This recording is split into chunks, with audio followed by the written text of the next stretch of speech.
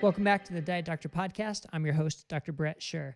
Today it's my pleasure to be joined by Professor Frank Mitloehner. Now, Professor Mitloehner is a professor and air quality extension specialist in the Department of Animal Science at UC Davis, and he has a PhD in animal science. And as you'll see, he took an interesting path from Germany to find his way to the United States to get his PhD in Texas, and then to end up at UC Davis, where he's now the director of the CLEAR Center.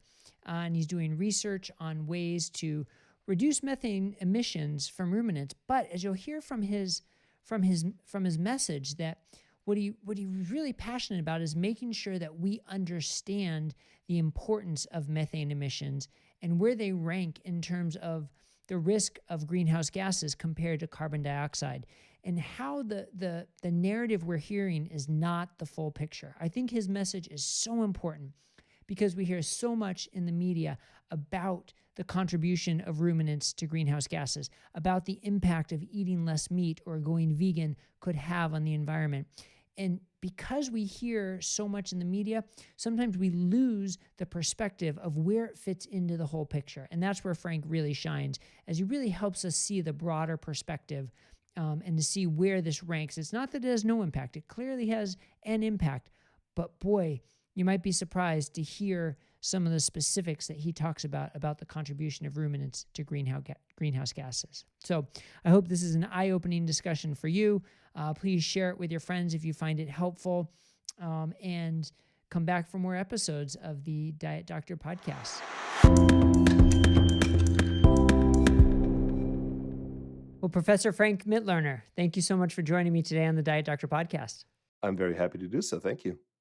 Now, I first came across you on Twitter, and you were posting some very thoughtful and nuanced posts about climate change and about animals. And that kind of piqued my interest because it seems like this is such a polarized topic. And it's refreshing to see somebody who sort of speaks about the nuance and speaks about clarity. But first, before we get into that, I want you to tell us a little bit about your story, where you came from, because you're originally from Germany, but somehow you found your way to UC Davis with a PhD in animal science. So that's sounds like an unusual course, but let me hear it from you. How'd you get there? Oh yeah, my life story is really unusual. So I grew up near the Dutch border in the western part of Germany, and I always had an interest for livestock. I didn't know why, but I did. But I even had a greater interest in psychology, human psychology actually, and I wanted to become a psychiatrist. And I actually worked in psychiatric hospitals for several years as an orderly at the bottom of the hierarchy, and still really stuck with it and decided, that's my career path, becoming a psychiatrist. So I applied for medical school, and I was rejected. And my girlfriend did the same thing, and she was accepted. And we both applied at the same university. That's Leipzig University in East Germany. So, and that happened right the year that the wall came down. Okay, right a year that the wall came down. Everybody else went the other direction, from east to west. We wanted to go from west to east and be part of this reunification process. So again, she was accepted, I was rejected, and heartbroken. During that time, we spent 3 months in Southern Africa, and by total coincidence, we got to stay a little bit on ostrich ranches and game ranches and cattle farms and so on. And I was struck. I was really interested by it, even though I had zero agricultural background. Um, I was just very much interested. And when we returned from South Africa back to Germany, I found a letter in my mailbox from the medical school admissions committee saying, "Dear Mr. Mitloehner, we are sorry to inform you that we erroneously rejected your application to our school, and we now want to invite you to join us in the fall of whatever it was." I thought that only What happened in the movies, so that actually happened. and here is something I should have said before, namely that before that letter came, my girlfriend and I went to Leipzig University for her to enroll and for me to find a major that would fit me. And what I found was a major in tropical, subtropical agriculture. And I signed up for it. I don't know why I signed up for it. With a degree in agriculture engineering. And so then we went home and we found that letter in the mail from the med school. I took that letter and I ripped it into pieces, and I studied tropical, subtropical agriculture. I then studied all different kinds of livestock species. Every year in the summer, I went to tropical farms, to tropical countries, and worked on farms and ranches in Paraguay, in all over Africa, in Australia, in Indonesia, and China, and so on. And that was really super interesting. What I didn't know at the time was that in my family, hundreds of years of ancestry was in animal agriculture and in forestry. I have two brothers, and neither my brothers nor I knew about that. But we, 2 years ago, went on a search for our ancestry, for our roots, and we found that there was all that livestock interest and all that forestry interest. And my oldest brother became a professor for forestry, and I became a professor for animal science. And so life goes some wicked ways. I know that was a long story, but kind of interesting. Interesting. Very interesting. I'm afraid to ask, but what happened to the girlfriend? She studied medicine and married this doctor. Okay. And you found your way to UC Davis with a PhD in animal science in tow, where you're now the director of the Clear Center at UC Davis and a professor and air quality extension specialist. Now, we hear so much about climate change and what are the contributing factors to climate change. And there's no doubt that you can measure the temperature of the earth. The earth is getting warmer, and there are a number of things that can contribute to it. We hear about cars. We hear about airplanes. We hear about just the burning of fossil fuels in general. And then we hear about cows and ruminants of all kinds. And we hear about soil. But each of those components are different. So if you could explain sort of what the components are of each of those sources of climate change and why we need to think about them a little bit differently. Yeah, it's not a short story, and it's pretty complex. That's where the confusion comes from. But in general, the warming that occurs is caused by the sun. Okay? The sun radiates down solar radiation to the surface of the earth.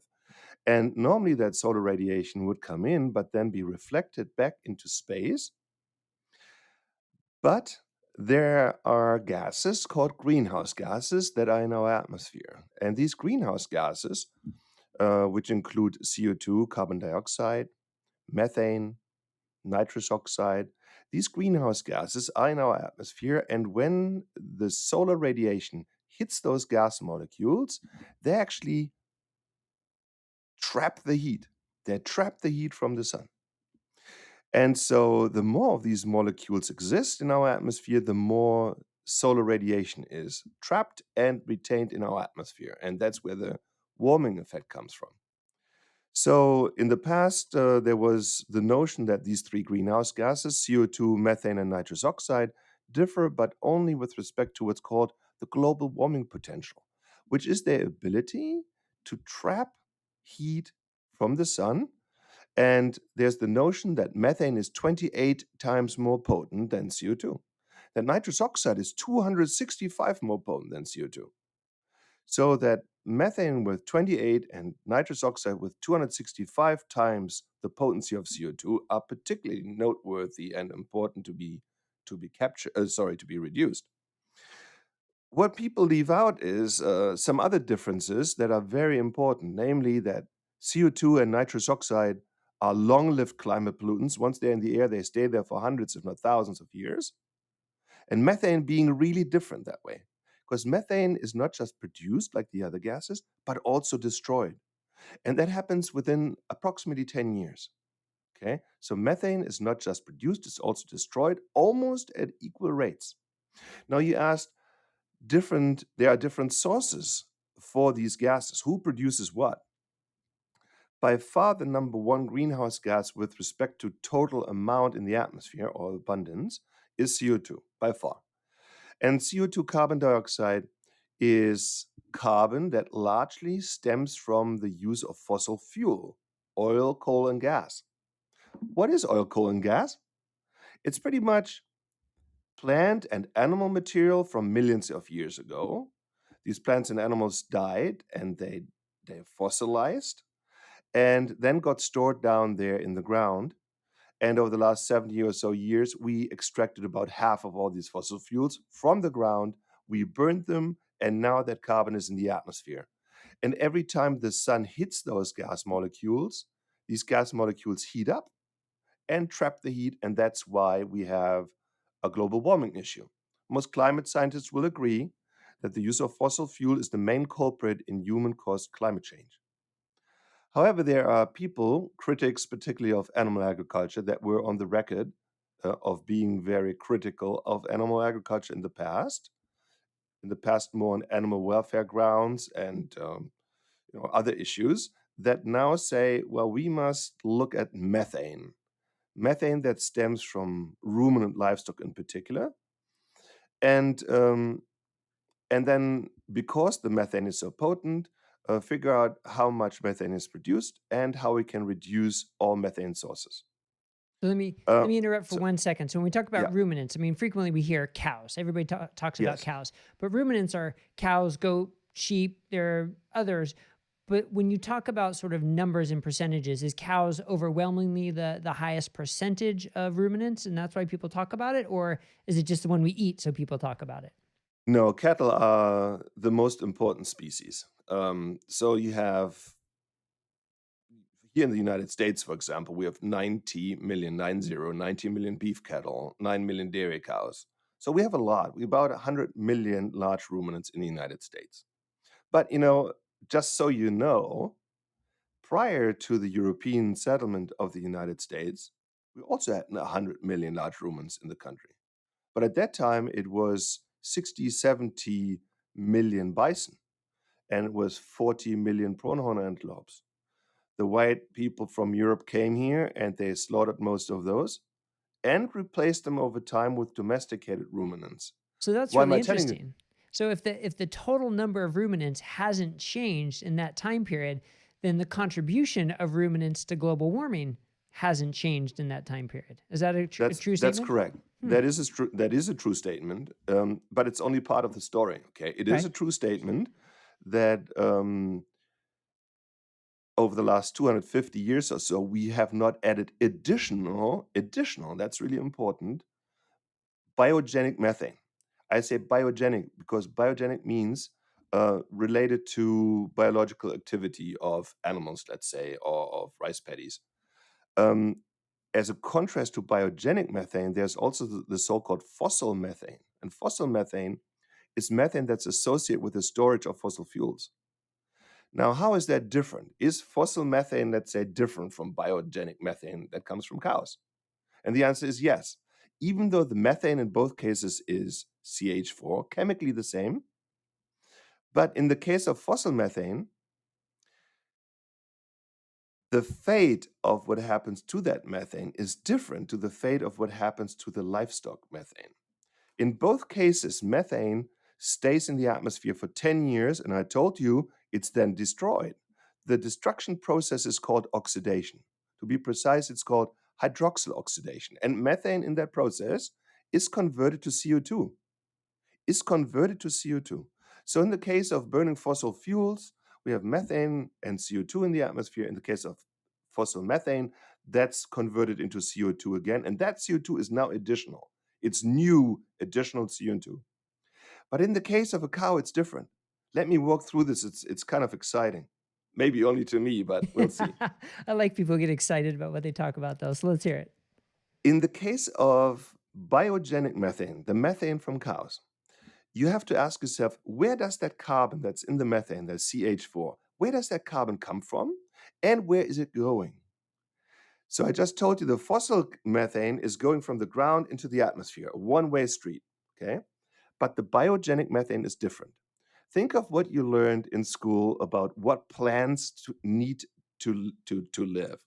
Plants need sunlight and they need CO2 and they need water, right? Why do they need CO2? They need CO2 because they need to build carbohydrates.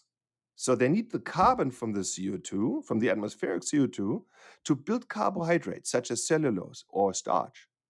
So the plants now take that carbon out of the air, they make carbohydrates, and then that cow comes along and she eats that plant and converts a small portion of the carbohydrate she eats by eating that plant into enteric methane.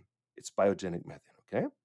That methane is then either belched out or it's produced by means of manure conversion. Okay, it's not coming out the back end like many of your listeners think. It's coming out of the front end mainly, and that's called enteric emissions. Okay, that methane is now belched out, and with it, again, methane is CH4. That methane is carbon containing, and that carbon in the methane originated in the atmospheric CO2 before it went into photosynthesis. Does that make sense? Yes. So So the plant atmospheric, basically took CO2 out of the atmosphere, made carbohydrate out of it, and the cow converted that into a protein for itself and methane. So it's sort of taking CO2 out and putting methane out as a result. That's part of the correct. cycle. And then that methane stays in the air for 10 years and is then, via hydroxyl oxidation, converted again into CO2. That CO2 that's resulting from this oxidative process is not new carbon to the atmosphere. It's recycled carbon. Right? It was And what I already just taken described, out of the atmosphere and then put back. and given back to the atmosphere. In other words, the biogenic carbon, the biogenic methane, is not new carbon, it's recycled carbon. It's not new, it's recycled. And the cycle I just described to you is called the biogenic carbon cycle. And here is why that matters. In the case of fossil fuel, all the carbon that came from the ground goes into the atmosphere. It's new additional carbon. Hence, it's new additional warming. In the case of biogenic carbon, it's not new additional carbon and it's not new additional warming.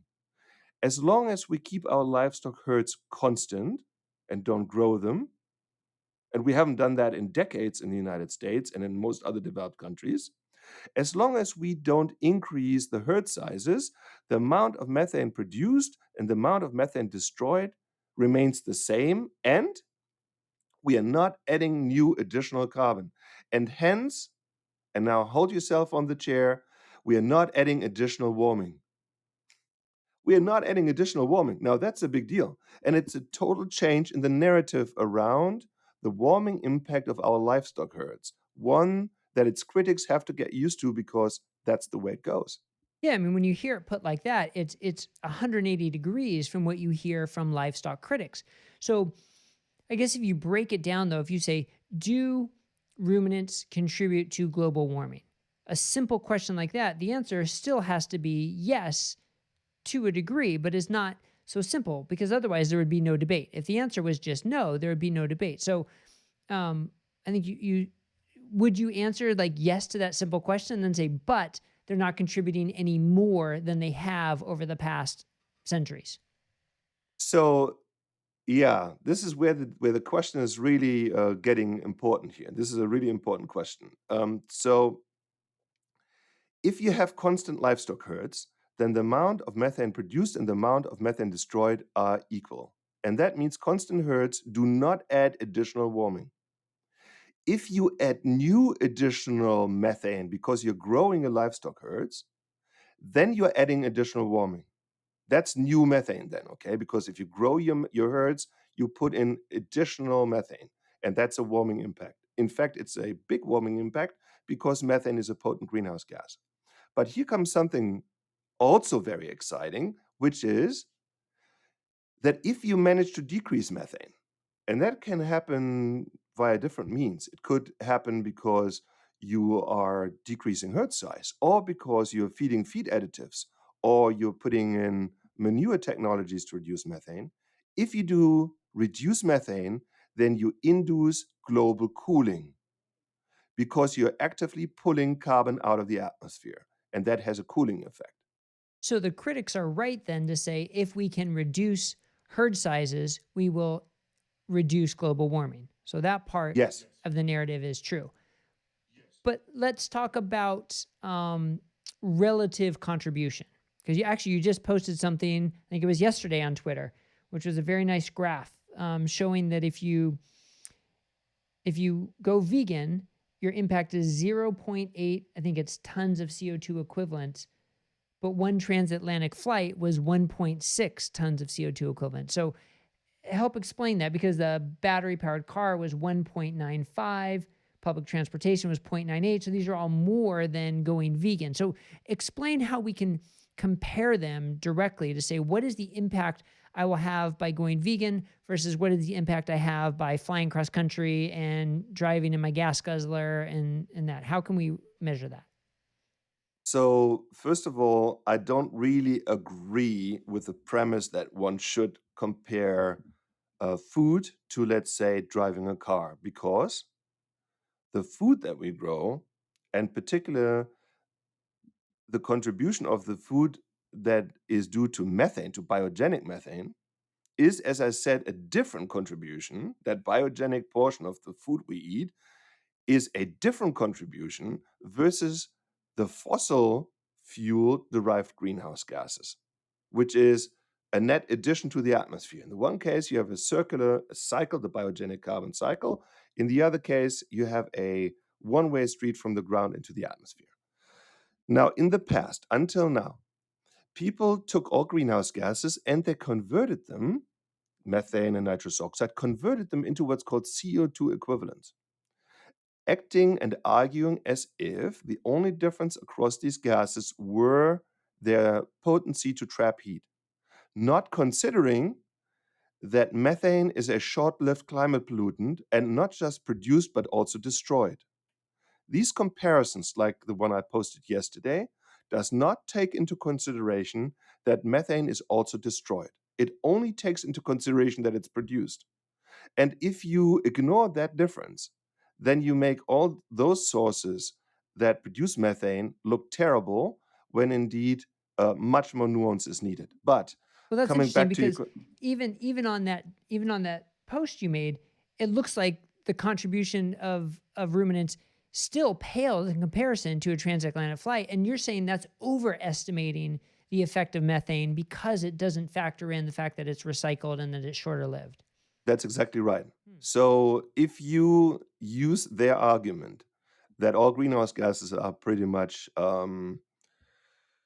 not the same, but that they can be converted into CO2 and that they behave the same in the atmosphere, which is not true, as I said. But if you were to agree with that, then going vegan for 1 year per person would reduce a person's carbon footprint by 0.8 tons of what's called CO2 equivalent gases. 0.8 tons. One transatlantic flight per person is 1.6 tons.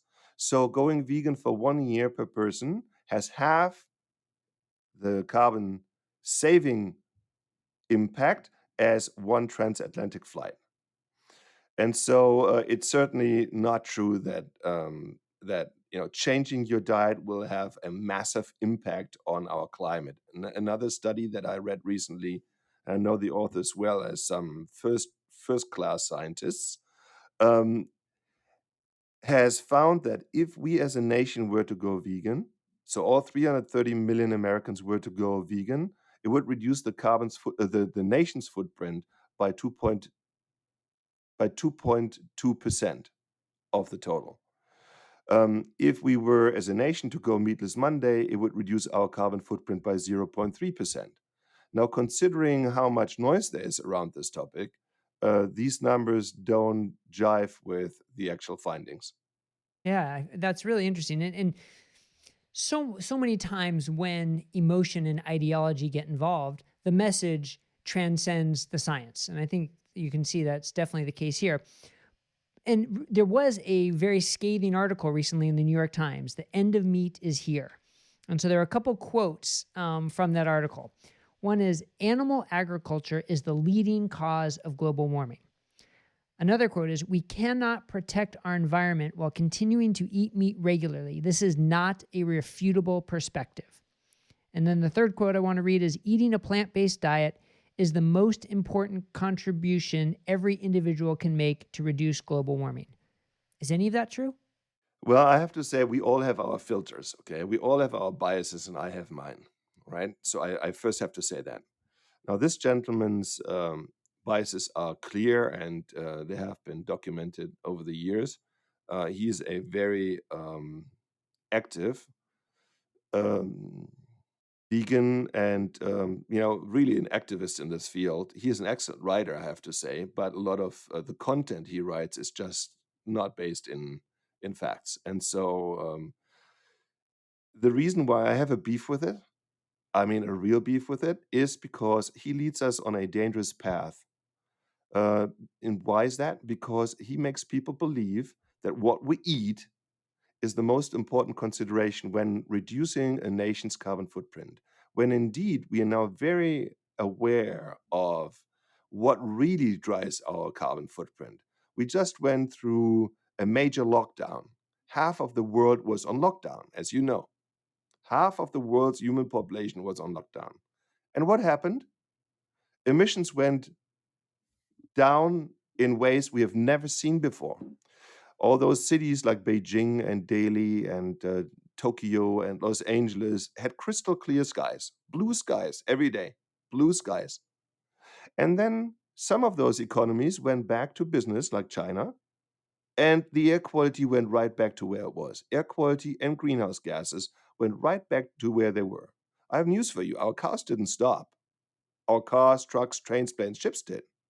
So people like Furr, the author of this article that you quoted, uh, put us on a wrong path, on a dangerous path for solutions by telling people all you need to do is change what you eat and we will save our climate. This is a dangerous message that is misleading the public to make choices that will not get us to our goal. But yet, despite that, this article got a lot of attention and a lot of circulation. And it also called on social issues about the poor working in the meat industry and how um, we can help those people by not eating meat, which I was a little confused as well because I don't think the poverty of the people working in the fields and harvesting lettuce and is any different than that in the meat industry. I don't know about that, but that was another part of this article that sort of I was a little surprised about. Can you speak to that at all? Well, this topic is very important to me. In fact, I have done a lot of research on underrepresented minorities, on undocumented workers in animal agriculture. And I have measured emissions, gas emissions, particle emissions that people are subjected to, because I wanted to make sure that whatever conditions there might be that people consider hazardous or worse, um, indeed are hazardous or worse. And if so, then we need to mitigate, or if not, then people need to know that too. And so I've had a lot of contact with people in animal agriculture that fall into this category of people that Fur described. And I can tell you, if we were to shut down these plans, then these people would be out of employment. Okay, if you were to translate what he wrote and give it to those folks, and for those of them who can't read it, they would tell him where to take it. Because that would mean if we were to follow his advice, then we would send these millions of people who are oftentimes not well educated and who take jobs in animal agriculture, in plant agriculture, because they need an income. They would not take that very lightly. In fact, he is dealing with the livelihoods of millions of people. And that, in my opinion, is just grossly unfair. Especially when what he's saying is not really based in fact, as you pointed out, and completely negates the health aspect of it. And that's the other part of the problem when the health and the environmental aspects are combined, or even the ethical aspects, and they're all sort of rolled into one. And that's kind of what EAT-Lancet was about. It sort of we've talked about this before in the podcast with Georgia Eid. We have some posts about it on our website, but it basically was a two-headed attack on meat from a health perspective and an environmental perspective. But we've already sort of refuted the health aspect because even what they quoted in the paper had nothing to do with their recommendations. And it was pretty clear the science didn't back their recommendations from a health standpoint. But what about from the environmental standpoint as well? Did that also fall horribly short in terms of what it claimed was true? Yeah, I think it did. And because sometimes it's most powerful to read it from the horse's mouth, I will read something to you. I was blown away by the conclusions that EAT-Lancet made on the environmental side because I looked at their data very carefully and I did not find that their conclusions were based on their own data. In fact, when they compared the various diets to one another, and that was a vegan diet, a vegetarian diet, the business as usual diet, the EAT-Lancet diet, and so on, when they compared them across the categories of water use and air quality and greenhouse gases and biodiversity and so on, I found that in most categories there were no differences across diets at all. Only in some categories, actually, the plant-based diets were worse than the business as usual diets. For example, when it came to biodiversity, because row cropping is not very kind to little animals like insects and rodents and rabbits and so forth. So the only difference that they described was one across greenhouse gases, and here I found some pretty significant mistakes as well, and so I tweeted about it. At that time, I was pretty new to Twitter, but I tweeted about it, and I received a reply by Fabrice Leclerc, the science director of EAT-Lancet, which I will read to you. Before I read it to you, just know that the report promoted a planetary diet meant to protect human and planet health. And that is the way it was always depicted, okay? So now I critiqued this report based on its environmental merits and said that I don't see environmental differences across diets. I don't see that their conclusions are supported by their data. And here's what Fabrice wrote to me. The EAT meat consumption limits proposed by the Commission were not set to environmental considerations, but were solely in light of health recommendations. The dietary guidelines only refer to healthy eating. Thus, it is not the diet to reduce climate change, but the diet to reduce the risk of premature mortality due to the dietary-related health causes. Wow. Now, you tell me if this, what I just read to you, jives with what you read when you read the report. Absolutely not. Absolutely not. There you go. I later had the good luck to be invited to Cornell University and debate EAT-Lancet with this gentleman who wrote me this email in front of an interested crowd. So that was really good to kind of clear the air a little bit, because I was quite upset about what was written, what was tooted out to the public, and what was later told in private. Is that debate online anywhere? I would love to see that. What I just read to you is on my Twitter handle. You just need to go and find me, GHG Guru, and his name, and then you'll find it. Right. Very good.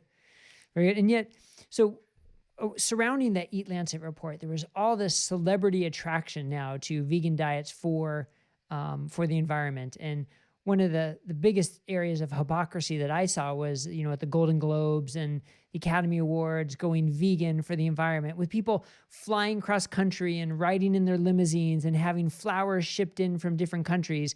But they were making a stand of going vegan, and they were making an impact. Now, you can't argue that it could have an impact, but it just seems like such hypocrisy. Now, am I coming, I feel like I'm biased, that maybe I'm being overly harsh, but from our discussion so far today, it seems like that it's even worse than I thought, that type of hypocrisy.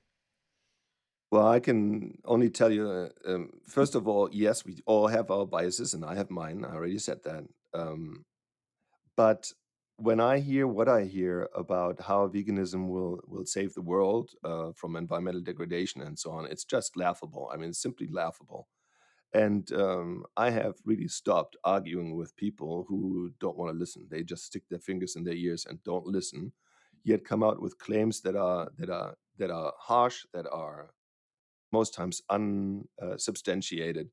And at the end of the day, what surprises me the most is not what these people say. They have always said what they say now.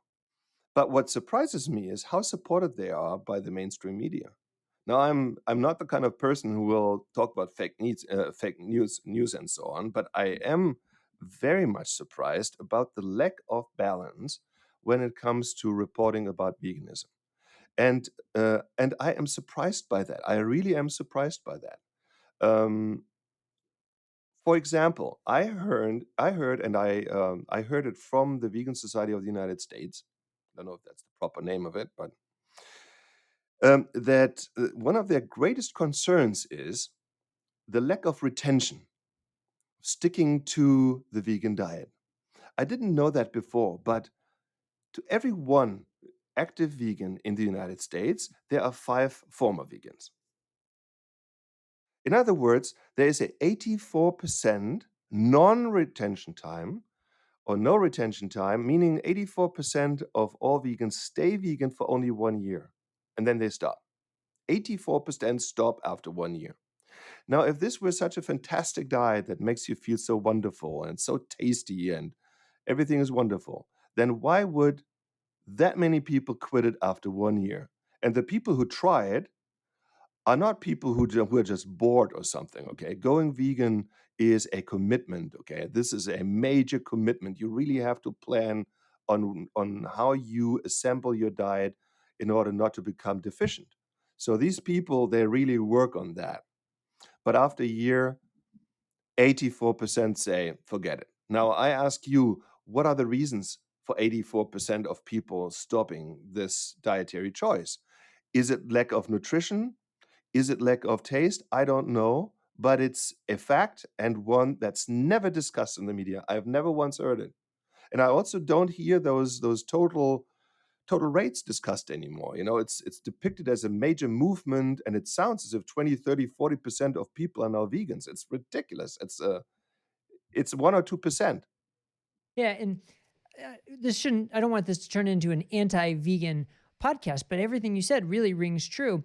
And part of the problem is, though, it's trying to be promoted as the one diet for everybody. And anytime I think we get into that discussion of the one diet for everybody, that's just, you're stepping in it right there, because it just doesn't exist. And some people are going to thrive as vegans. They're going to be able to handle it logistically. They're going to be able to enjoy it. They're going to be able to get enough proteins and the right supplements, and without too many high glycemic carbs, and their blood sugar is going to stay okay. Some people are going to be able to do that and feel great, but certainly not everybody, as the statistics you just showed. And we have to admit that it's a nutritionally incomplete diet. You do have to supplement.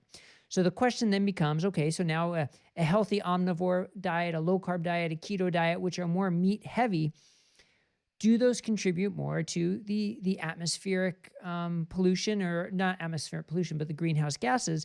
And the answer here is clearly, it's not that clear. But some people say, look, our society thrives on cars and transportation. It's an international society and factories. This is progress. This is what we need for our economy. We can't just shut it down, but we can reduce how much meat we eat. Now, is that an accurate statement? Have you heard that? What's your reaction there? So, first of all, it is true that what we eat has an impact on the environment, okay? And the impact of animal source foods is greater, is larger than that of plant-based foods. That impact is larger, but absolutely dwarfed by other human activities that use fossil fuels in particular, which not only produce, let's say, greenhouse gases, and that's what we talked about so far, but also other pollutants that are precursors in the formation of smog and of particles that we inhale. Um, Fossil fuel combustion produces all of these emissions at rates that are very significant. Um, what this COVID-19 pandemic has really shown us is this: even with a massive lockdown, with an unprecedented lockdown, and people not using cars, trucks, trains, planes, ships, and so on as much, or at all in certain societies, even with that, the effects are very short lived. Very short lived. I mean, the question really is, do we want to abandon all of that? Do we want to drastically change, how we get from A to B? Do we all concur that we should all work from home most times, all the time? Do we concur that we no longer go to meetings, no more conferences? How about schools? How about universities? All of that. Um, do we concur that we should change what we eat? The answer to all of that is no. I can tell you that right now. We can sit here in our Eiffel Tower, in our ivory tower, all we want, and decide what's best for society. At the end of the day, people decide based on their preferences, based on their cultures, based on their financial and other conditions. And what we in academia come up with might be a guidance to some of those folks, but they can make those decisions all by themselves. You know, nobody I can think tell that's us. go ahead. No, Go ahead. nobody can tell us who to vote for. Nobody can tell us who to pray for, and nobody can tell us what to eat. These are personal decisions that are nobody else's business. I think that's a great way to say it. And I apologize there for interrupting because I got excited about what you're saying, because it does come down to personal decisions. So some people are going to decide, I need to drive my car that gets, 15 miles to the gallon to and from meetings and to and from work and to and from the grocery store, but I still want to impact the environment. So maybe I'll eat less meat. Or someone can say, well, I understand the relative contribution. So I'm going to bike to work. I'm going to walk to the grocery store, and I'm going to continue to eat meat because I know that's going to have the bigger impact. And it's going to be a personal decision. But where we get into trouble is, like you said, when the media portrays it as one way, when the nuance of the science isn't discussed. And that's why I really appreciate a discussion like this, and I appreciate your messages. Now, I also wanted to shift gears for just a minute to talk about this concept of regenerative agriculture, because I hear that term a lot, and the concept of it is very exciting for me, that you can have a farm or a ranch that has lots of topsoil and annual crops and migrating animals, the way they're sort of meant to migrate, that actually traps carbon in the soil and makes for healthier soil, but is actually a carbon sink to take carbon out of the air. And this concept that it can actually be part of the solution rather than the problem. But then I guess the counter side of that, the detractors of that say, you can only do this on such microscopic scale. You can't scale this. You can't make it common practice, so it really doesn't impact the environment at all. Where do you stand on that side of the regenerative agriculture? So there are different levels here that we need to discuss. First of all, is the notion that soils and plants sequester and assimilate only relatively small amounts of carbon. Is that true? And I will take you now to the Environmental Protection Agency greenhouse gas inventory, the most recent one, which found that land uses such as forestry and agriculture, particularly agriculture, emit a total of 10.5% of all greenhouse gases in the United States. 10.5. So they are a source of 10.5% of all greenhouse gases. But the same report says that agriculture and forestry are a sink of 11.8% of all greenhouse gases, a source of 10.5 and a sink of 11.8. For whatever reason, that second half of my statement is never makes it into the mainstream media reporting.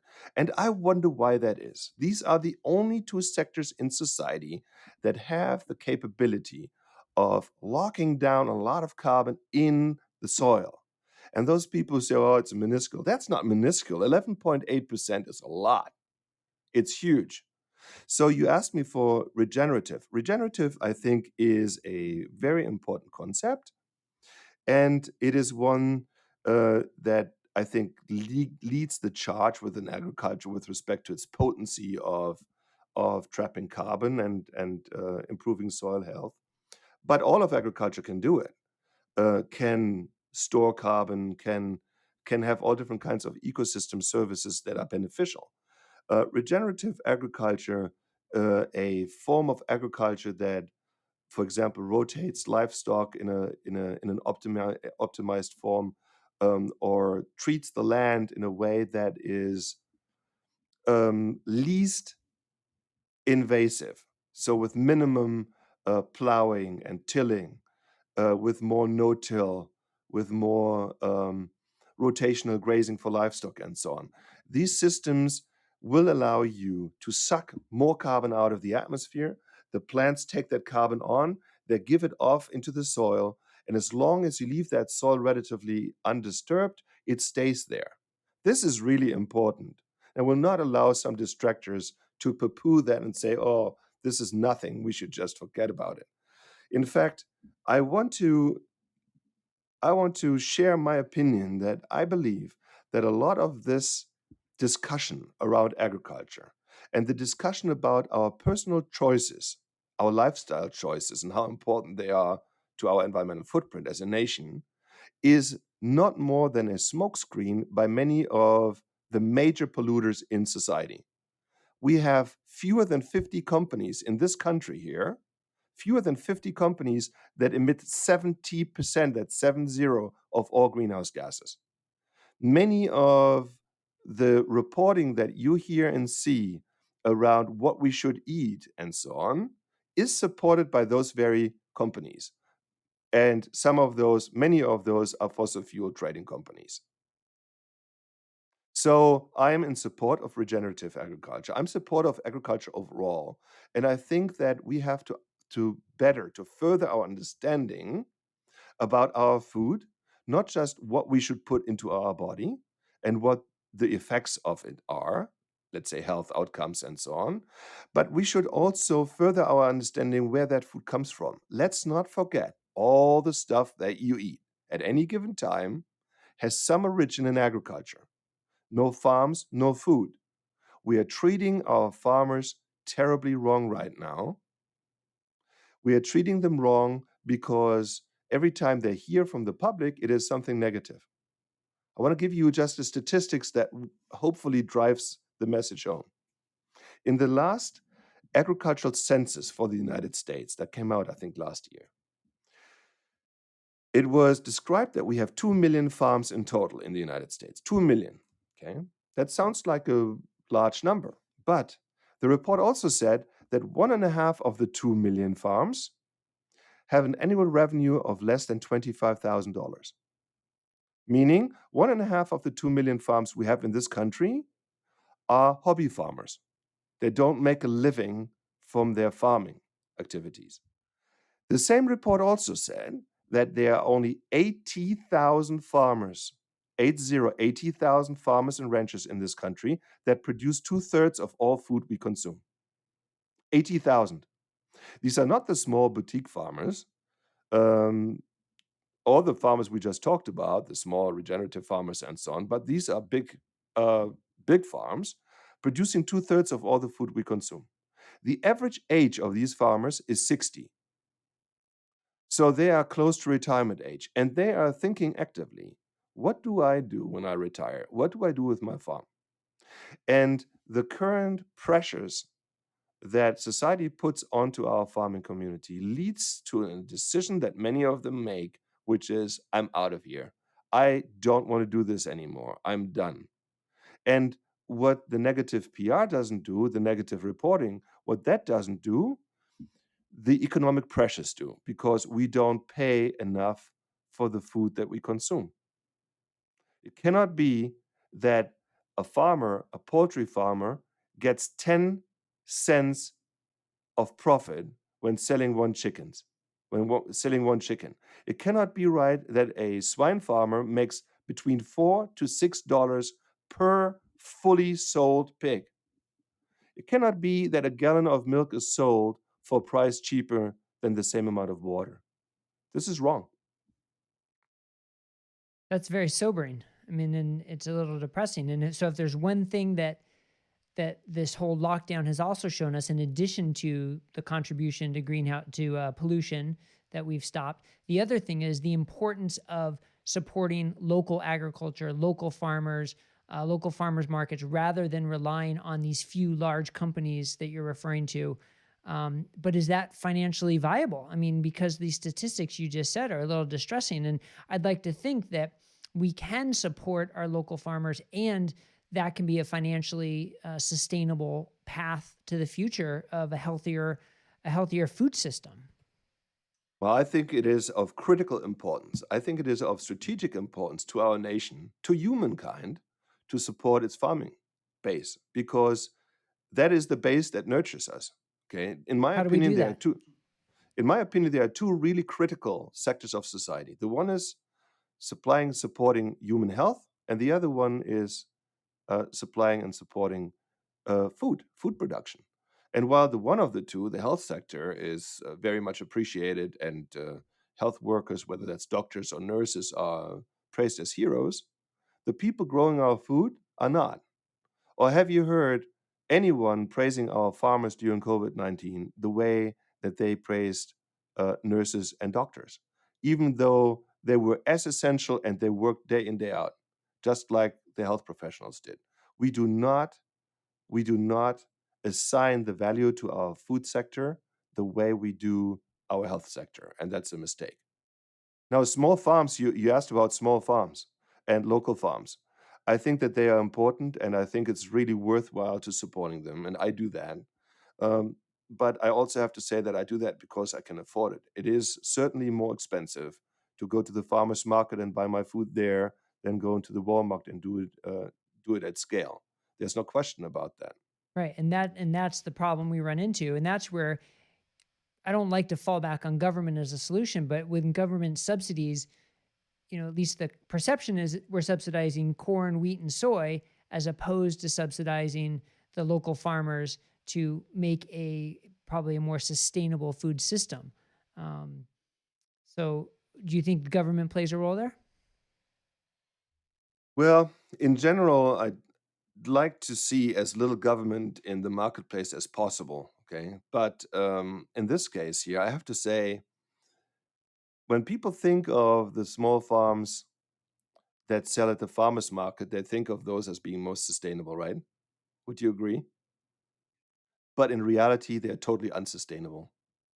And the reason why they're not sustainable is because a very important pillar of sustainability, in addition to environmental quality and animal welfare and food safety and worker issues, in addition to those four pillars, the fifth pillar is financial sustainability, financial viability.